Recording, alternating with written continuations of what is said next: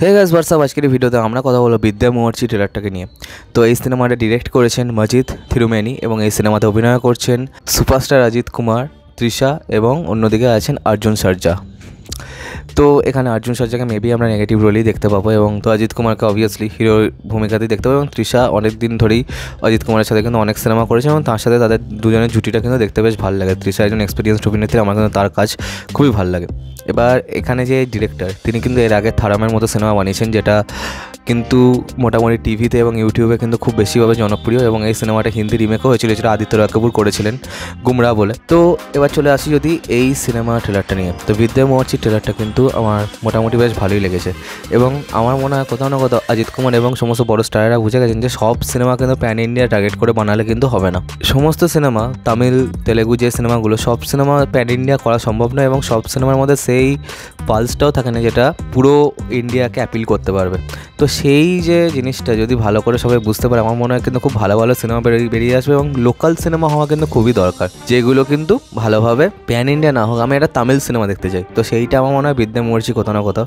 এখানে আমি অজিত কুমারের দুটো লুক দেখতে পাচ্ছি। আমার মনে হয় যে অজিত কুমার লুক নিয়ে কিন্তু সেরকম বেশি এক্সপেরিমেন্ট যে করেন সেরকম কিন্তু না।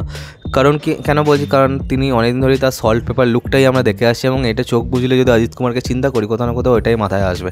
এখানে কিন্তু তার দুখানা লুক আছে, একটা ইয়ং লুক, একটা ওল্ড লুক। হ্যাঁ, একটা এক্সপিরিয়েন্স, একটু সল্ট পেপার লুকটা কিন্তু তাকে বেশ ভালো লাগছে, সেটা সবসময়ই লাগে, কিন্তু ইয়ং লুকটাও কিন্তু খারাপ লাগছে না, সেটাও কিন্তু বেশ ভালো। তৃষার সাথে এখানে যে মোমেন্টসগুলো সেগুলো বেশ ভালো লাগছে। এখানে পার্টিকুলারলি আমার কিন্তু অর্জুন সর্জাকে খুবই কুল লেগেছে।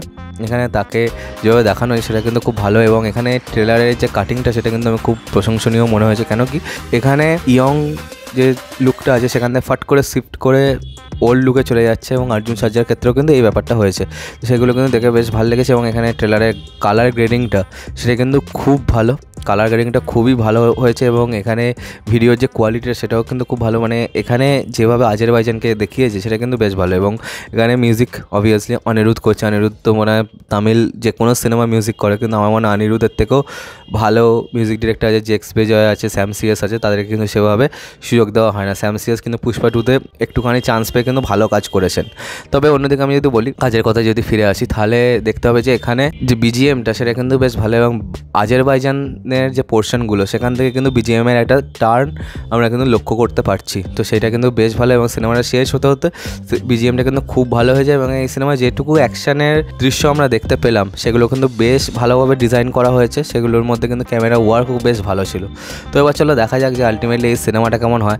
আশা করছি এই সিনেমাটার মধ্যে দিয়ে আমরা ভালো কিছু একটা পেতে পারি, একটা লোকাল তামিল সিনেমা পেতে পারি। যদি সব সিনেমাই মানে হিন্দিতে হয়ে আসে তাহলে আমার মনে হয় কোথাও না কোথাও সেটা অতখানি অ্যাপিলিং কিন্তু হবে না। তো চলো, কিছু সিনেমা কিন্তু গোল্ড মাইনের জন্য ছেড়ে রাখা উচিত। তো চলো, আজকে আমাদের ভিডিওটা এখানেই শেষ করলাম। কমেন্ট করে জানাও যে তোমাদের কেমন লেগেছে এই সিনেমা ট্রেলারটা, আর সাবস্ক্রাইবটা প্লিজ করে দাও যাতে আমার সাথে তোমাদের আবার দেখা হয়। Bye bye.